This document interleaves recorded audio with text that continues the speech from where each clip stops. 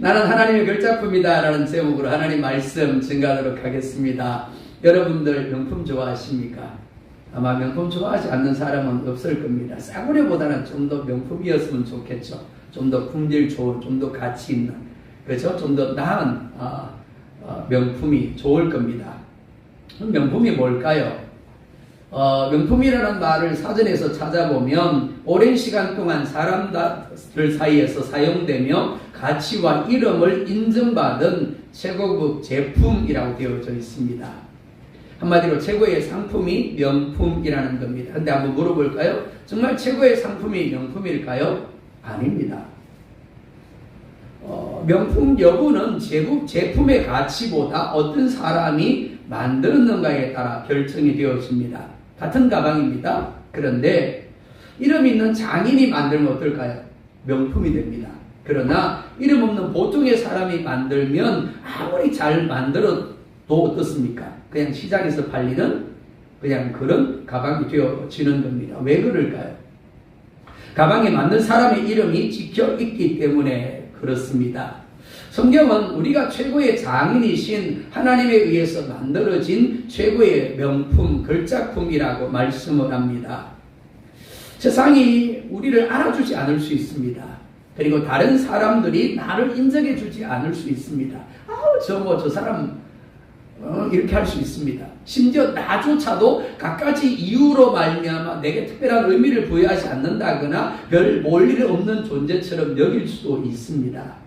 그래서 우리는 늘 살아가면서 백조인데도 불구하고 오리틈에서 미움을 받으며 오리를 닮으려고 합니다. 내가 어떻게 하면 오리가 될 수 있을까?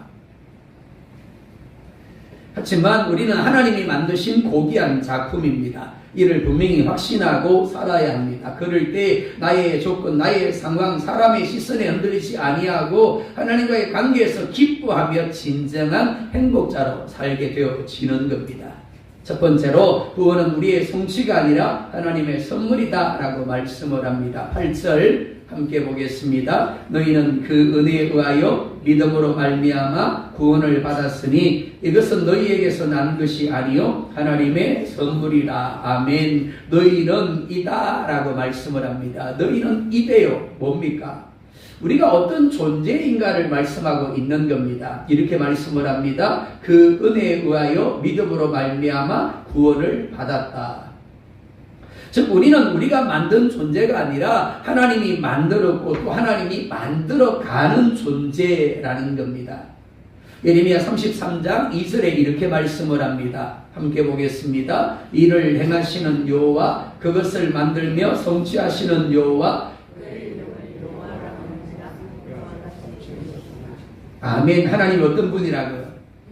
그렇죠. 하나님 일을 만드는 분이다라고 말씀을 합니다. 일만 만들까요? 어떤 사람 보면 일을 만들어 놓고는 다른 사람에게 일을 하게 하는 사람이 있죠. 하나님 그런 분 아닙니다. 그렇죠? 일을 만들 뿐 아니라 일을 행하시는 분입니다. 또요, 일을 성취하시고 이루시는 분이라고 말씀을 합니다. 한마디로 하나님은 일하시는 분이다라는 겁니다.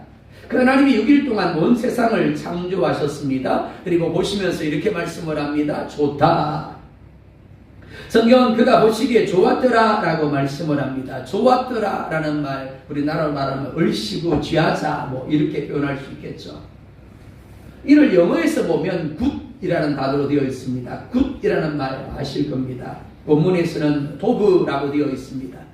이 말의 의미가 무엇이가 하면 하나님이 의도하신 대로 퍼펙트하게 되었다라는 의미입니다. 그러니까 하나님이 세상을 창조하시면서 즉흥적으로 하지 않았다라는 겁니다. 생각나는 대로 하지 않았다라는 겁니다. 엄청난 고민을 하셨습니다. 치밀하게 계획을 하셨습니다. 우리가 믿는 하나님은 전능한 분입니다. 그러니까 얼마든지 계획하지 아니하고 즉흥적으로 하셔도 실수하지 않습니다. 문제가 생기지 않습니다. 그런데도 하나님은 그렇게 하지 않았다라는 겁니다.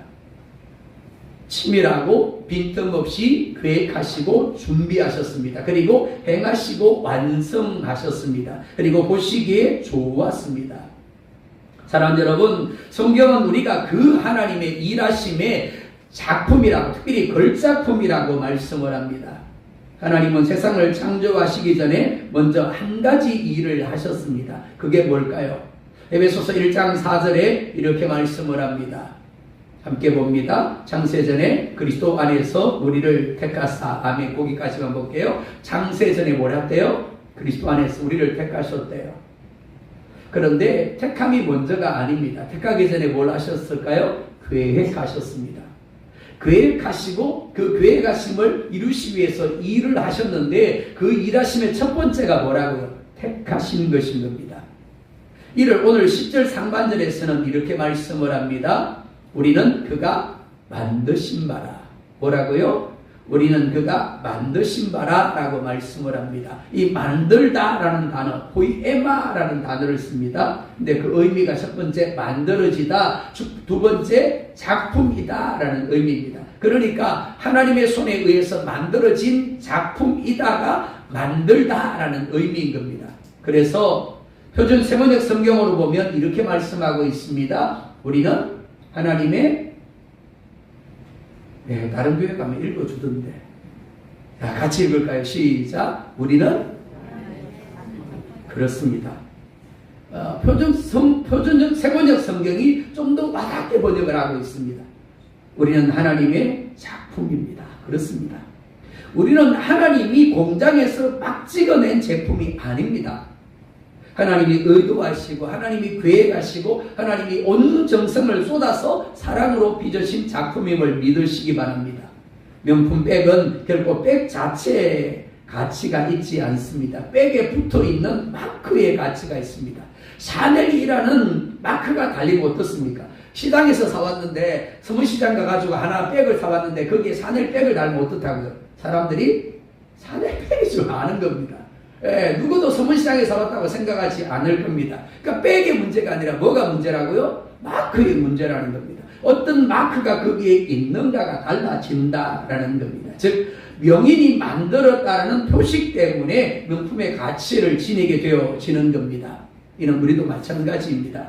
우리 한 사람 한 사람에게는 독특한 마크가 찍혀 있습니다. 뭘까요? 바로 Made in God이라는 마크입니다. 말씀으로 온 세상을 창조하신 하나님, 그리고 못하실 것이 없는 전능하신 하나님, 그 하나님이 우리를 만들었다라고 마크를 찍어 놓으셨습니다. 언제요? 창세전에요. 이를 로마서 5장 6절에서는 이렇게 말씀을 합니다. 함께 봅니다. 시작. 우리가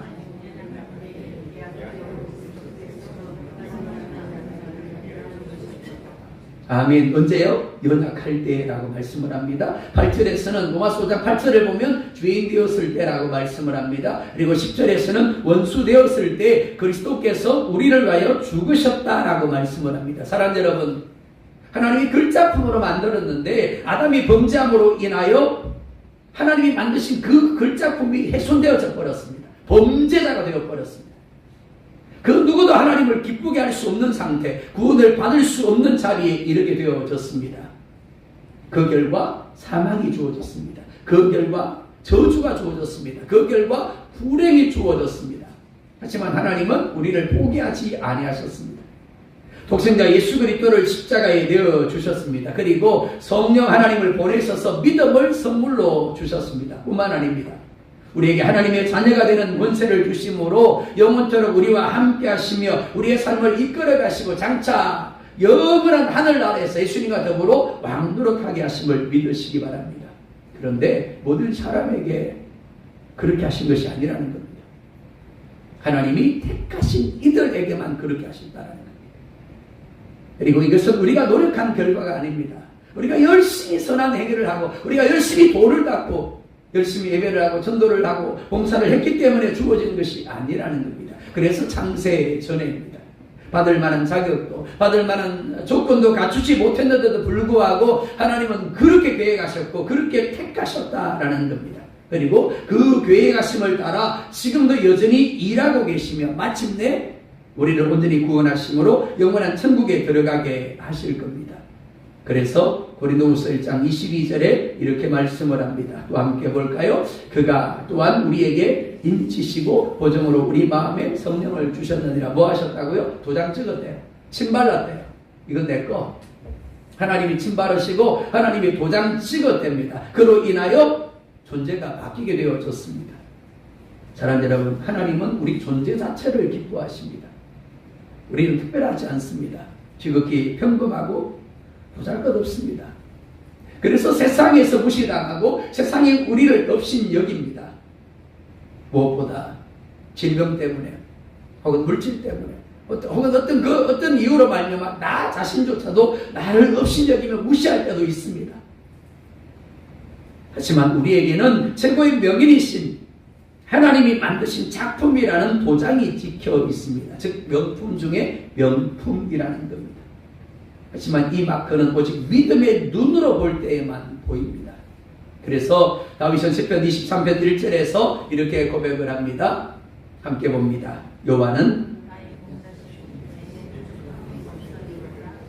여호와가 누구의 목자라고요? 예, 분명히 확신하셔야 됩니다. 여호와가 너의 목자시니로 끝나버리면 안 됩니다. 여호와가 당신의 목자시니 당신은 부족함이 없으리로다. 실컷 그렇게 하다가 자기는 지옥 가면 안 되는 거죠. 여호와가 나의 목자십니다. 그러므로 부족함이 없습니다. 그런데 다윗이 이 고백을 행하던 때가 언제인가 하는 겁니다. 모든 것에 있어서 부족함이 없었을까요? 모든 것에 있어서 평안했을 때일까요? 모든 것에 있어서 행복할 때였던가요? 아닙니다. 내가 사망의 음침한 골짜기를 다닐지라도. 지금 다윗은 사망의 음침한 골짜기를 지나고 있습니다. 정말 죽을 것 같은, 이제는 정말 죽었구나라고 생각되는 그 상황 가운데 있었다라는 겁니다. 그런데도 그는 고백합니다. 여호와가 나의 목자십니다. 내게 부족함이 없습니다. 왜요? 내게 하나님의 도장이 찍혀있기 때문에 그렇습니다. 나는 명품 중에 명품이기 때문에 그렇다라는 겁니다. 그래서 시편 84편 10절에 이렇게 말씀을 합니다. 또 함께 봅니다. 주의 궁정에서의 한 날이 다른 곳에서의 첫날보다 나은즉 악인의 장막에 사는 것보다 내 하나님의 성전 문지기로 있는 것이 좋사오니. 다윗이 뭐라고 고백합니까? 물질에 부유함이 없는 가난한 자라도 좋습니다. 높은 자리에 앉는 명예가 없어도 좋습니다. 하나님이 나의 하나님 되시기에 나는 부족함이 없습니다. 내가 하나님의 명품이기 때문에 나는 최고의 존재입니다. 이 고백이 여러분 고백되어지기를 원합니다.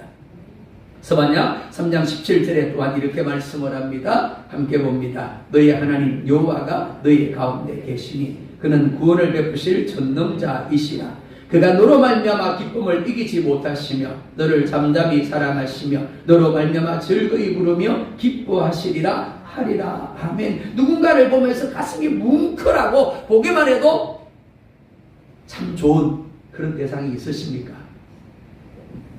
저희 딸이 미국에 유학하고 있는데 얼마 전에 들어와서 며칠을 함께 했어요. 잠깐 얼굴 보여주고 자기 볼일 때문에 또 서울 올라갔습니다. 제 기분이 어땠을까요? 여기에 가가지고 기다립니다. 기다리는데 조그만 애가 지보다 더 큰 캐리어를 끌고 내려오는데 와, 보는 순간에 가슴이 막막해지는 겁니다. 안아주는 거죠. 그 애가 무슨 일을 했기 때문이 아닙니다. 그죠? 그 애가 단지 내 딸이라는 이유만으로 그 아이를 보는 게 너무 좋은 거예요. 와서 며칠 있는데 뭘 하지 않아요. 그런데도 좋은 겁니다. 행복한 거죠. 간다 그러니까 괜히 섭섭한 걸 또 언제 볼 수 있나. 하나님이 그렇다라는 겁니다. 하나님 우리를 보실 때 그렇다. 우리가 어떤 일을 했기 때문이 아닙니다. 우리 어떤 자격, 어떤 조건 때문에 하나님 우리를 사랑하시고 우리를 기뻐하시는 게 아니라는 거예요. 단지 우리의 존재. 아프게 아프게 그거 아니? 너 보기만 해도 경상도 말로 억수로 좋은 거 알지? 기뻐서 미칠 것 같아. 그게 하나님 마음. 그래서 기꺼이 십자가를 지신 겁니다. 그리고 지금도 여전히 매일 우리가 해드린 우리 장로님 기도하신 것처럼 실망시켜드린 것밖에 없습니다. 그렇죠? 그런데도 참으십니다. 그들은 그런데도 기다리시며 그런데도 기대하시는 거예요. 그런데도 우리의 삶 가운데 끊임없이 일하시는 겁니다. 매일매일 빚어가시는 거예요. 사랑하는 여러분, 우리의 삶이 오늘이 끝이 아니라 진행임을 믿을 수 있기를 원합니다. 우리에게 은혜를 베풀어 주신 하나님이, 오늘까지 인도하신 하나님이 내일도 그 다음도 계속해서 역사하시고 일하심으로 마침내 우리를 하나님의 원하시는 온전한 명품으로 만들어 가심을 믿을 수 있기를 원합니다. 우리가 그럼에도 불구하고 나 자신에 대하여 실망하지 말아야 돼요. 나 자신을 없인 여기지 말고 나 자신에 대하여 자긍해야 될 이유가 여기 있습니다. 그래도 나는 하나님이 기뻐하는 자잖아. 그래도 나는 하나님이 사랑하시는 자잖아. 나 자신만이 아닙니다. 다른 사람에 대해서도 여전히 기다려 주어야 하는 이유가 여기에 있습니다.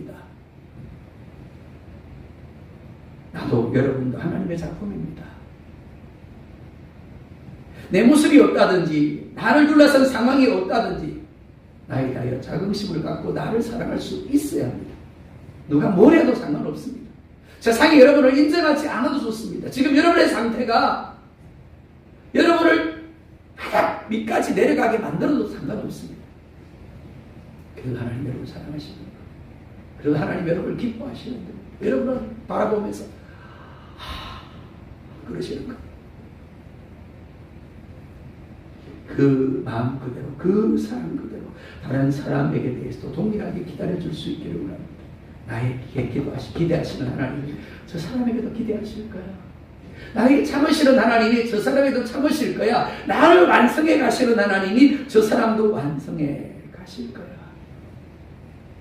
자, 그렇다면 하나님이 우리를 그렇게 걸작품으로 명품으로 만드시고 구원하신 이유가 무엇인가 하는 겁니다. 자, 10절 보면 이렇게 말씀을 합니다. 10절 함께 보겠습니다. 우리는 그가 만드신 바라 그리스도 예수 안에서 선한 일을 위하여 지으심을 받은 자니. 아멘. 거기까지요. 우리가 그가 만드신 바라라는 말씀, 그리고 선한 일을 위하여 지으심을 받은 자니라라는 말씀이 같은 선상에 있습니다. 무슨 말이냐면 선한 일을 하는 작품으로 만드셨다라는 겁니다. 자, 그럼 선한 일이 뭔데요? 선하다라는 말을 본문에서 보면 아가도스라는 단어를 씁니다. 하나님 보시기에 좋다라는 의미입니다. 내가 보기에 좋은 게 아닙니다. 내가 생각하기에 옳은 거 아닙니다. 가정에서 왜 문제가 생기죠? 목회를 하면서 부부 상담을 할 때가 있습니다. 남편이 이야기를 듣습니다. 남편은 아내가 문제예요. 아내가 틀렸대요. 아내만 바뀌면 된대요. 그럼 우리 가정이 화목할 수 있대요. 또 아내를 만나서 상담을 합니다. 그럼 뭐라 그럴까요? 목사님, 제가 문제예요. 내가 수자를 해야 되는데 제가 그러지 못했네요. 그럴까요? 아니요. 남편이 문제래요. 남편만 바뀌면 우리 가정은 문제가 없대요. 천국이 된대요. 가정만 그럴까요? 교회도 마찬가지입니다.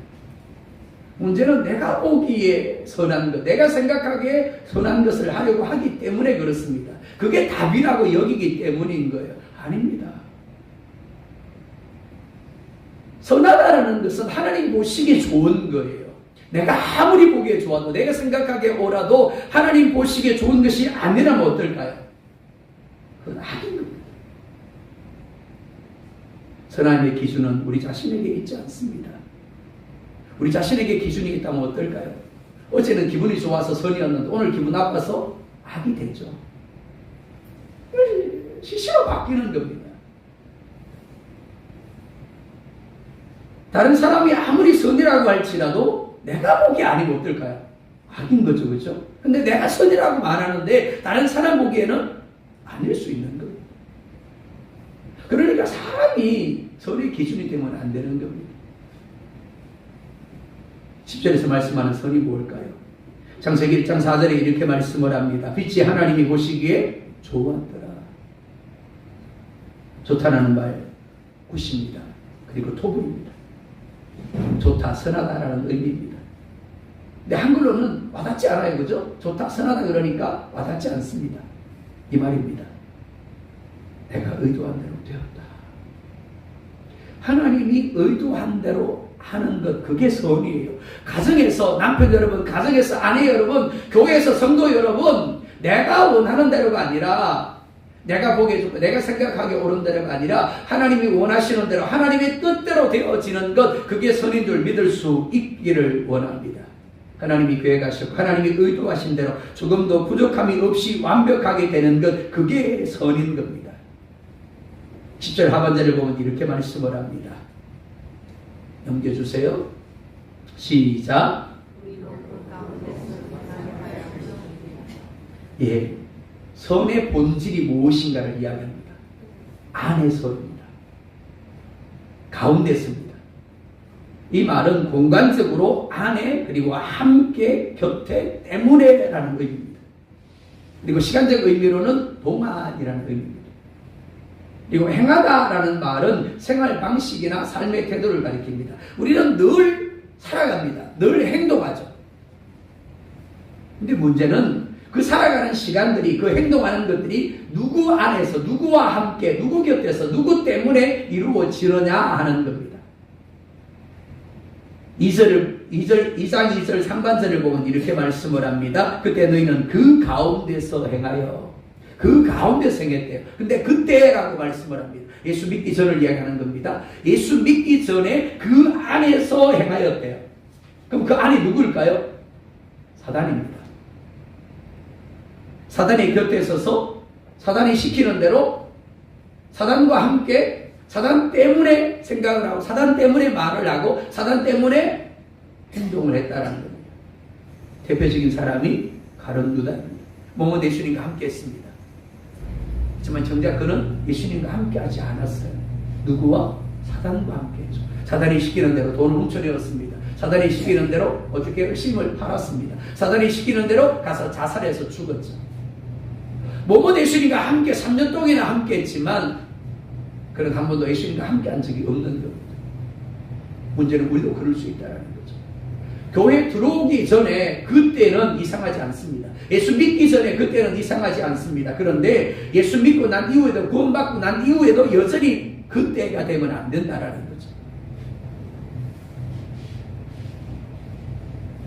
10절은 예수 그리스도와 함께, 예수 그리스도의 곁에, 예수 그리스도 때문에 라는 의미입니다. 같은 단어인데 누구와 함께 하는 것이 다릅니다. 사단과 함께 하느냐 아니면 예수님과 함께 하느냐에 따라서 다른 태도, 다른 방식, 다른 열매가 맺혀지게 되어지는 겁니다. 교회 안에 있는 것이 중요한 게 아닙니다. 교회 안에 있어도 얼마든지 사단과 함께 할 수 있습니다. 사단 곁에, 사단 때문에가 되어질 수 있습니다. 그래서 교회 안에 다툼을 일으키고 분쟁을 일으키고 교회를 깨트릴 수 있습니다. 하나님을 거스리고 대적할 수 있는 거예요. 그거는 주인이 바뀌는 것입니다. 2절을 다시 볼까요? 넘겨주세요. 넘겨주세요. 시작.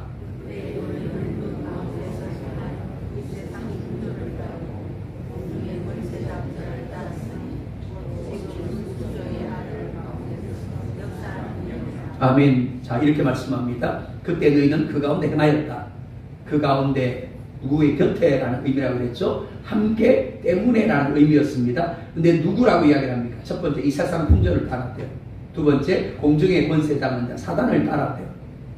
그러면서 이렇게 말씀합니다. 지금 불순종의 아들 가운데서 역사하는 영이라. 그렇습니다. 그때 즉 예수를 믿기 전에 우리는 사단 안에 있었습니다. 사단 곁에 있었고요. 사단과 함께 했습니다. 무엇을 하고 하지 않으니 사단으로 말미암았습니다. 그러니까 죄의 악의 본성을 따라 사는 삶이 당연했습니다. 이 세상의 가치관을 따라가는 삶이 당연했습니다. 말씀에 불순종하는 삶을 사는 게 당연했어요. 즉 자기 자신이 주인이었고 자기 자신이 하나님이었습니다. 그런데 그랬던 우리가 예수 그리스도 안에서 새롭게 만들어졌습니다. 로마서 11장 17절 볼까요? 시작. 또한 가지 얼마가 꺾이었는데 돌 감람나무인 내가 그들 중에 접붙임이 되어 참 감람나무 뿌리의 진액을 함께 받는 자가 되었은즉. 아멘. 아무런 쓸모없는 열매만 맺는 돌 감람나무가 있습니다. 그런데 하나님이 그런 돌 감람나무 가진 우리를 그 나무에서 꺾으세요. 그리고는 참 감람나무에 접붙이십니다. 그리고 참 감람나무의 진액을 함께 받게 하셨습니다. 이를 8절에서는 은혜라고 말씀하고 있고 믿음이라고 말씀하고 있고 선물이라고 말씀합니다. 그로 말미암아 알지 못한 것들을 알게 하셨습니다. 그로 말미암아 보지 못했던 것들을 보게 하셨고 누리지 못하던 것들을 누리게 하셨습니다. 구원은 주인이 바뀌는 것이라고 했습니다. 내가 주인인 줄 알며 착각하며 살았습니다. 그런데 믿음이 들어옴으로 말미암아 내가 주인이 아니라 어떻게 해요? 예수님이 주인임을 알게 되어졌습니다. 그리고 예수님이 주인임을 인정하게 되는 것, 그게 뭐라고요? 구원이라는 겁니다. 그 구원이 하나님 보시기에 어떻다고요? 좋은 상태가 되어지는 겁니다. 그런 구원을 가진 사람만이 새하늘 새 땅에 들어갈 자격을 갖게 되어지는 겁니다. 사랑하는 여러분, 구원의 여부는 결코 종교 생활에 있지 않습니다. 직분에 있지 않습니다. 마태복음 7장은 무서운 말을 합니다. 주의 이름으로 선지자 노릇하고 목사도 지옥 갈 수 있다는 이야기. 주의 이름으로 권능을 행하며 귀신을 쫓아내는 사람, 기도 많이 하고 하나님의 역사가 많이 나타나는 사람도 지옥 갈 수 있대요. 뭐 때문에? 주인이 바뀌지 않았습니다.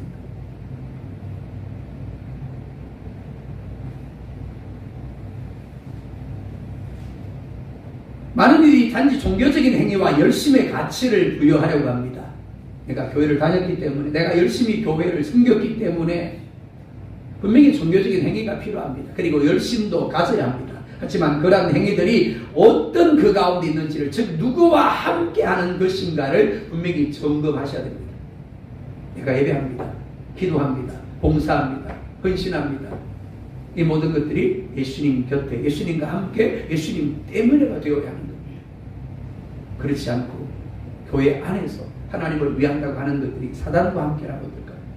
사단 곁에 선 것이라면 어떨까요? 사단 때문에 하는 것이라면 어떨까요? 주님과는 아무런 상관이 없는 사람이 되어지는 겁니다.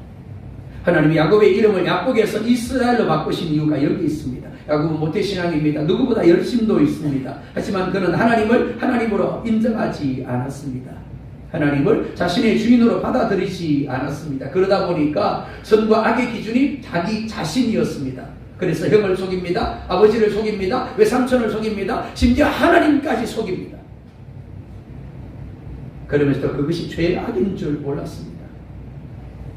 그런데 그런 야곱이 야곱에서 무너집니다. 내 이름이 무엇이냐? 예, 저는 발뒤꿈치를 잡은 자 야곱입니다. 내 힘으로, 내 능력으로 내가 하나님 되고 내가 주인 되어 살아가는 야곱입니다. 그러면 너는 이제부터 야곱이 아니라 이스라엘이 되어라. 이스라엘이 뭔데요? 하나님의 은혜로 살아가는 자입니다. 내가 주인이었는데 이제 예수님이 주인이 되어서 항상 예수님을 의식하고 예수님을 바라보며 예수님과 함께하는 삶, 예수님 때문에 예수님 곁에 서서 예수님을 따라가는 사람, 그게 이스라엘입니다. 그게 그리스도인인 거예요. 그게 구원입니다. 그래서 로마서 14장 7절에서 9절을 보면 이렇게 말씀을 합니다. 함께 봅니다. 우리 중에 누구든지 자기를 위하여 사는 자가 없고 자기를 위하여 죽는 자도 없도다. 우리가 살아도 주를 위하여 살고 죽어도 주를 위하여 죽나니 그러므로 사나 죽으나 우리가 주의 것이로다. 이를 위하여 그리스도께서 죽었다가 다시 살아나셨으니 곧 죽은 자와 산 자의 주가 되려 하십니다. 아멘. 그때 우리는 알지 못하는 가운데 사단과 함께 했습니다. 사단 곁에 서서 사단 때문에 무엇인가를 하고 무엇인가를 하지 않았습니다. 왜냐하면 우리 자신이 주인이고 우리 자신이 선의 기준이었기 때문입니다. 그런데 구원받고 나서는 달라졌습니다. 우리 중에 그 누구도 자기를 위하여 사는 자가 없다라고 말씀을 합니다. 왜요? 주인이 바뀌었기 때문입니다. 더 이상 자기 자신이 선의 기준이 아니기 때문입니다. 사랑하는 여러분, 예수님과 함께 십자가에 못 박혀 죽으셨습니까? 다시 한번 물어볼까요? 예수님과 함께 십자가에 못 박혀 죽으셨습니까? 그런 줄 믿습니다. 나는 이미 죽었습니다. 죽어 가는 게 아니에요. 죽어야 하는 게 아닙니다. 죽었습니다. 이를 분명히 확신할 수 있기를 원합니다.